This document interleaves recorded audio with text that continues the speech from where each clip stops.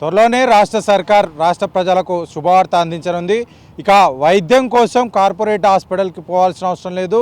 Sanath Nagar TIMS Telangana institute of medical sciences super స్పెషాలిటీకి హాస్పిటల్కి రావాలని చెప్పేసి రాష్ట్ర ప్రభుత్వం రాష్ట్ర ప్రజలందరూ కూడా శుభవార్త అందించనుంది. అయితే సనత్ నగర్లో 22 ఎకరాల్లో ఈ యొక్క హాస్పిటల్ నిర్మాణం చేపట్టారు.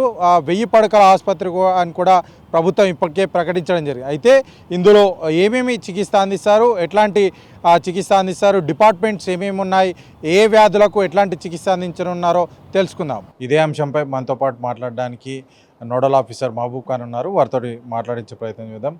చెప్పండి, ప్రధానంగా ఈ యొక్క టిమ్స్ హాస్పిటల్ సంబంధించి ఏమేమి స్పెషలైజేషన్స్ ఏమేమి ఉన్నాయి, చికిత్స ఏ విధంగా అందించడం? అంటే ఇది టిమ్స్ సనత్ నగర్ హాస్పిటల్ అనే సూపర్ స్పెషాలిటీ హాస్పిటల్ అనేది ప్రత్యేకంగా గుండె జబ్బులకు సంబంధించిన ప్రత్యేకత ఇది. సో గుండెకి సంబంధించింది బోత్ మెడికల్ అండ్ సర్జికల్, అంటే బైపాస్ సర్జరీలు కానీ స్టెంట్లు కానీ అన్నీ ఇక్కడ వేస్తారు బేసిక్గా అది. తర్వాత రెండోది ఏంటంటే ఆర్గాన్ ట్రాన్స్ప్లాంటేషన్, అంటే అవయవ మార్పిడి కూడా ఇక్కడే జరుగుతాయి.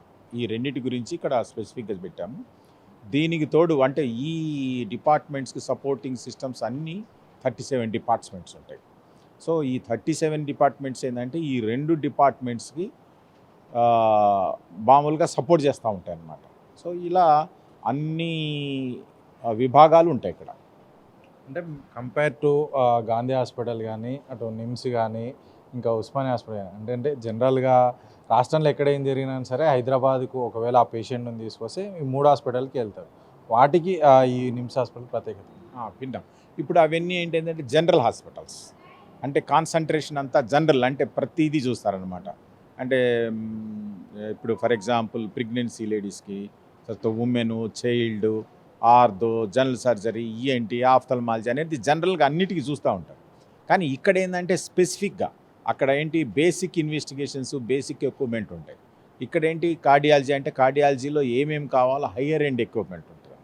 కార్డియోథొరాసిక్ అంటే బైపాస్ చేయడానికి హయ్యర్ ఎండ్ ఎక్విప్మెంట్ ఉంటుంది. సో ఈ రకంగా ఏంటంటే ఎక్కడైనా కానీ వేరే చోట ఇప్పుడు జనరల్ హాస్పిటల్స్లో కార్డియాకి సంబంధించిన సదుపాయాలు ప్రత్యేకంగా కావాలి అంటే ఇక్కడికి వస్తారనమాట.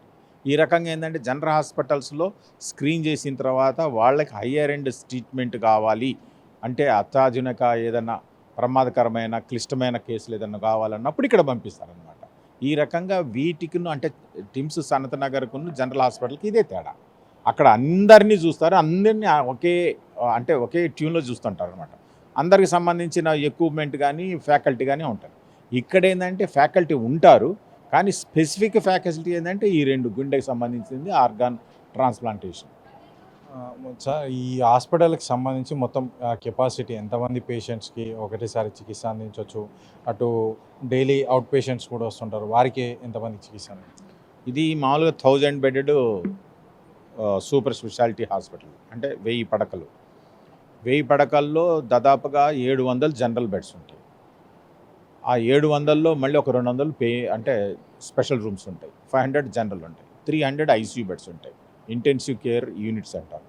సో ఇంటెన్సివ్ కేర్ కూడా హై రేంజ్లో ఇంత మొత్తంలో అంటే 300 ఐసీయూ బెడ్స్ ఉండటం అనేది అరుదు అనమాట. సో ఈ రకంగా అంటే కార్డియాక్ పేషెంట్స్ ఎక్కువగా ఇలాంటి వాటితో వస్తారు కాబట్టి మేము ఆ దురదృష్టితో పెట్టాము. ఇక ఓపీ ఎంత వచ్చినా పర్లేదు, అన్లిమిటెడ్. మాకు ఒక 1000 వస్తారా, 2000, 3000, 5000 వచ్చినా కానీ దానికి తగ్గట్టు మేము ఏర్పాటు చేసుకోవడం జరిగింది.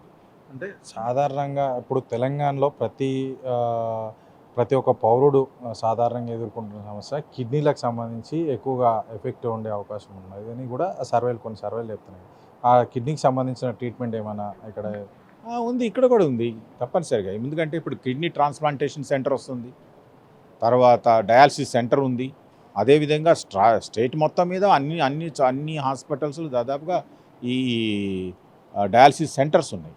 ఇక్కడ మాకు 30 బెడెడ్ డయాలసిస్ సెంటర్ ఉంది, కిడ్నీ ట్రాన్స్ప్లాంటేషన్ ఉన్నాయి, దానికి తగ్గట్టు ఆపరేషన్ థియేటర్స్ ఇచ్చాము, వార్డ్స్ ఇచ్చాము, దానికి తగ్గట్టు సిబ్బంది ఉంది, కిడ్నీస్ కూడా ఎక్కువ ఉన్నాయి. అయితే ఏంటంటే గవర్నమెంట్ యొక్క ముఖ్య ఉద్దేశం ఏంటంటే ఎక్కడైతే డబ్బులు ప్రజలకు ఎక్కువ భారం పడుతుందో, గుండెకి సంబంధించిన జబ్బులు ఉన్నాయనుకోండి, కాస్త ప్రైవేట్కి వెళ్తే కాస్త డబ్బులు ఎక్కువగా పడుతున్నాయి కాబట్టి అలాంటి డిపార్ట్మెంట్స్ని ఐడెంటిఫై చేసి ఈ సూపర్ స్పెషాలిటీలో 3 టీమ్స్లో ఒక్కొక్క టీమ్స్కి ఇన్ని సూపర్ స్పెషాలిటీ సర్వీసెస్ ఇద్దాము ఎందుకంటే ఈ సేవలు బయట ప్రజలకు కాస్త కాస్ట్లీగా ఉన్నాయి కాబట్టి వీటికి సంబంధించి ప్రత్యేక హాస్పిటల్ కడదామని కట్టిన దాంట్లోనే ఒక టిమ్స్ సనత్ నగర్.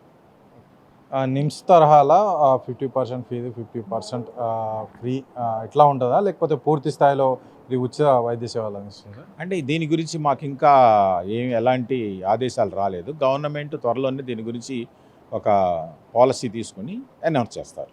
అప్పటి వరకు మేము ట్రయల్ రన్ చేస్తున్నాము. ఓపీ రన్ చేస్తున్నాము. ఓపీ ఫ్రీగానే చూస్తున్నాము. ప్రస్తుతం ఎంతమంది ఓపీ అవుట్ పేషెంట్స్ వస్తున్నారు సార్ డైలీ? యావరేజ్ 150 వస్తున్నారండి. మేము స్టార్ట్ చేసినప్పుడు 50-60 ఉండే. ఇట్లా 1.5 మంత్ అయిపోయిన తర్వాత ఇప్పుడు 200 అట్లా వస్తున్నారు. ఒకరోజు 150, 120 అలా వస్తున్నారు. యావరేజ్ 125 to 130 వస్తున్నారు. ఇప్పుడు హాస్పిటల్ మొత్తానికి సంబంధించి వైద్య సిబ్బంది కానీ వైద్యేతర సిబ్బంది కానీ మొత్తం ఎంత వరకు అకామిడేట్ చేసే అవకాశం ఉంది?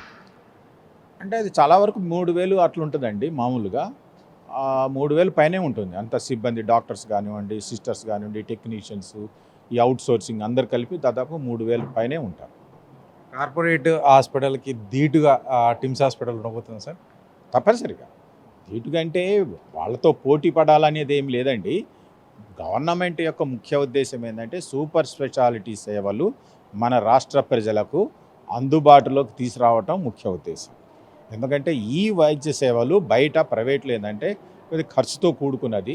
చాలామంది ఆ జబ్బులతో బాధపడి బయటికి వెళ్ళి డబ్బులు పోగొట్టుకొని కాస్త ఆర్థికంగా చితికిపోతున్నారు. కాబట్టి వాళ్ళని ఆదుకోవటానికి, వాళ్ళని మంచి వైద్యం ఇవ్వటానికి ఆ ఉద్దేశంతో పెట్టినవే ఈ సూపర్ స్పెషాలిటీ హాస్పిటల్స్.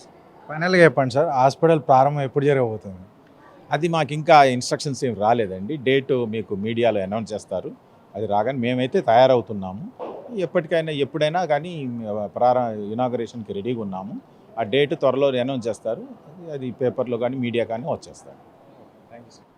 చూడొచ్చు మనం ప్రస్తుతం విజువల్స్లో కూడా గమనిస్తే ఇప్పటికే అవుట్ పేషెంట్స్ సంబంధించి మొత్తంగా కూడా ఈ యొక్క హాస్పిటల్ ప్రారంభమైన వారికి కూడా చికిత్స అందిస్తున్నారు. రోజు 100 నుంచి 150 పేషెంట్స్ వరకు కూడా ఈ యొక్క అవుట్ పేషెంట్ సేవలు వినియోగించుకుంటున్నారు. త్వరలోనే ఈ యొక్క హాస్పిటల్ ప్రారంభం కాబోతుందని చెప్పేసి కూడా డాక్టర్లు చెప్తున్నారు. అంతేకాకుండా ఈ యొక్క కార్పొరేట్ హాస్పిటల్కు ధీటుగా ఈ యొక్క వైద్యం అందించడం ప్రభుత్వ లక్ష్యం అంటూ కూడా వారు చెప్తున్న పరిస్థితి అయితే ఉంది. అయితే ప్రత్యేకంగా కార్డియాలజీ, గుండె సంబంధిత వ్యాధులు, అదేవిధంగా ఆర్గన్ ట్రాన్స్ప్లాంటేషన్కి సంబంధించి పెద్ద ఎత్తున ఇక్కడ జరిగే అవకాశం ఉందంటూ కూడా డాక్టర్లు చెప్తున్న పరిస్థితి అయితే ఉంది. అయితే అటు ఏదైతే పేద ప్రజలు చికిత్స చేసుకోవడానికి ఇబ్బంది లేకుండా కార్పొరేట్ స్థాయిలో సూపర్ స్పెషాలిటీ వైద్య సేవలు అందించబోతున్నాం. త్వరలోనే ఈ యొక్క హాస్పిటల్ ప్రారంభం కానుందంటూ కూడా డాక్టర్లు చెప్తున్న పరిస్థితి అయితే ఉంది. అయితే బయట వైద్యం అంటేనే ఈ రోజుల్లో చాలా వరకు కూడా ఖర్చుతో కూడుకున్నది అయిపోయింది. కాబట్టి అయితే ప్రతి ఒక్క పేదవానికి ఆరోగ్యంగా ఉండాలి. ఏదైనా సమస్య ఏర్పడితే హాస్పిటల్కి వచ్చిన నేపథ్యంలో వారికి ఖచ్చితంగా ఉన్నతమైన వైద్యం అందించాలి. కార్పొరేట్ స్థాయిలో సూపర్ స్పెషాలిటీ వైద్యం అందించాలని చెప్పేసి అదే ప్రభుత్వం యొక్క ముఖ్య లక్ష్యం అని చెప్పేసి కూడా ఇక్కడ ఉన్న డాక్టర్లు చెప్తున్న పరిస్థితి అయితే ఉంది.